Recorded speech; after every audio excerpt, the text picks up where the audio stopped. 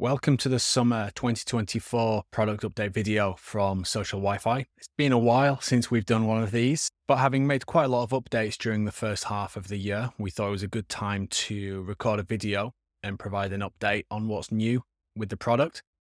But another thing worth mentioning at this point is we spent a bit of time updating our website, which hopefully anyone that wants to look at this can take a look at and think that is a bigger improvement on what we had.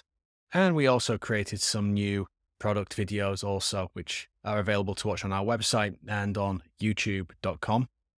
But importantly for you, if you're watching this video, you are probably already a client and you're going to want to see what we have that is new. So let's jump right in.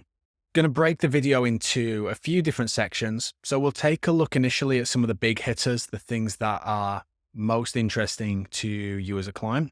We have something very interesting for our resellers, which we will look at towards the end of the video. And we will also take a look at the various little improvements that we've made that are not necessarily game changers, but are going to make your life easier, improve the outputs of the system, and so on and so forth. So first of all, on the home page that you see here for your venue, at the top of the page, you are now seeing a breakdown of how many unique users have used the Wi-Fi and have worked their way into your databases, but we're also breaking that down by how many of those email addresses are verified email addresses, meaning they've either come from social media providers or when we have sent the email verification, they have clicked on that email and we have a positive record that belongs to your customer.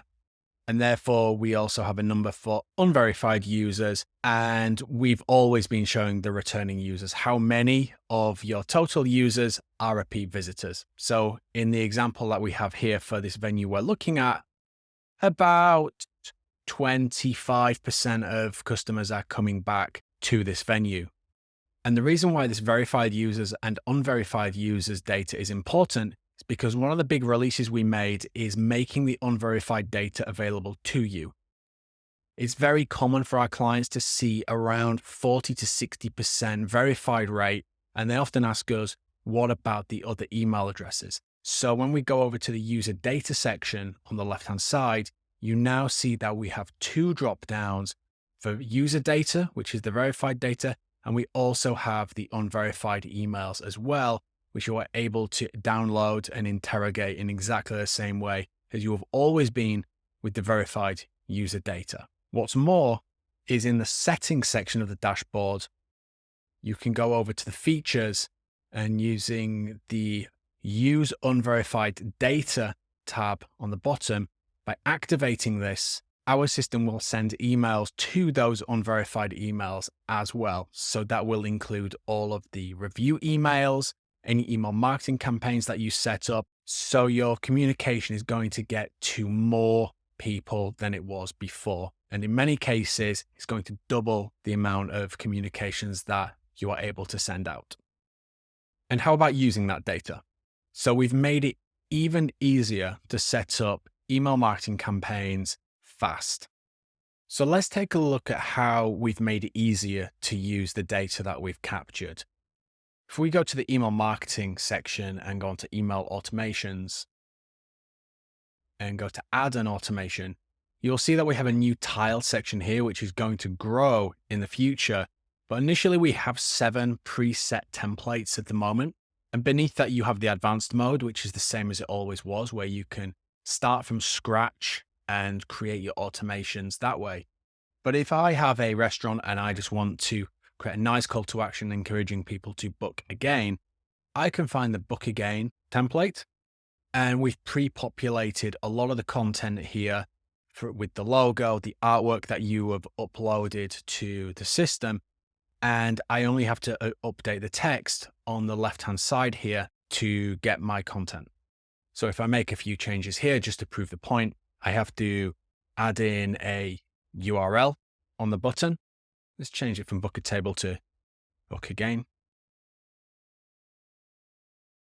And you can check your content on desktop and mobile. When you're happy with it, you can either add more languages, which will duplicate the content, and then you have to adjust your text on that language version. But if we click next, And this automation will be sent automatically to users if they haven't logged in a certain number of days. So by default, we've set this to 21, but perhaps I want this to go 14 days after such a time. Hit start sending. And now it's created and it's going to start sending to people that meet that rule. Again, perhaps you want to send something for people's birthdays. You can follow the exact same principles, the same template again, adjust your text. You always need to put in a URL because the button is going to need to go somewhere. When we hit next on this one, you get offered when do you want that to go in relation to somebody's birthday. So if we want it to go on their birthday, we set this to 0 days and we start sending. So we've made it extremely quick and easy to start sending simple but powerful email campaigns to your customers with a call to action, which is hopefully going to get them coming back more often to your business. We've also added more flexibility on the login pages in terms of just having a form and asking people for their email address and some personal information as part of the login process. So by default here, we've got set up a simple click to connect button. And in fact, we can see it on this screen better. If I click that button, I'm going to get online, no data capture or anything like that. The simplest login method that you could possibly offer. But of course, we want to get data of customers in order to get them into your CRM for marketing purposes. And perhaps you don't want to have the social media login options like Facebook and X and Google, but you would just like to ask people for their email address and maybe their name and surname. What we can do is we can drag and drop the email login icon here. And if I click on that, I get a number of options on the right-hand side here. And what's very popular now is to select the form without button version. And we can tick on and off what data we would like to capture. I will just leave this at first name and last name and hit save on this. And by refreshing the login page that we had, you can see we have a nice and clean login page here now. And we can do the same with SMS login. So if I drop in the mobile phone icon here, I can follow the same principle once again. If I hit save on this, it's going to instantly update on my live login page. And instead of asking for email, I put in my phone number, my name, my last name, and we'll send an SMS verification code to make sure that the phone number that they put in is valid. So there are numerous other changes as well to the login process, which we'll come on to a little bit further down the road. And as a result of adding SMS login to our systems, we have included that as well on all of our API endpoints. So if you are connecting Social WiFi's database to your other systems, we will now be pushing any phone numbers that you captured direct to those. And talking of CRM integrations, we've added some new ones this year with HubSpot and Klaviyo being the two main ones. And we have more to come as well in the near future. Other integrations that we have added this year would be X Remarketing Pixel. This had a bit of a revamp after the rebrand from Twitter to X. So for clients wanting to do some paid ad campaigns on X, you can now embed your pixel on the Social WiFi systems. In terms of hardware, we've also added some new names here. We've added Juniper, Huawei, Draytech, Alcatel-Lucent, Cambium Networks. So we've added even more range of hardware vendors that we are supporting, and the R&D team are still working on more still. So by the end of the year, hopefully we'll be doing another update video with more vendors included here. So in terms of other topics that we have updated, perhaps more little things that are not going to impact your day-to-day quite so dramatically, we have added in the dashboard new language options. So we've added Croatian, Filipino, and we've also done a refresh on all of our other languages that we support. Back in the dashboard on the review gathering system, we've refreshed the icons for reviews. And you can now add more fun things such as coffee and wine and beers. And due to some confusion with some people On the stars, we've included numbers on the stars as well to make it explicitly clear exactly what you are rating. And we have added some new permission roles in the system.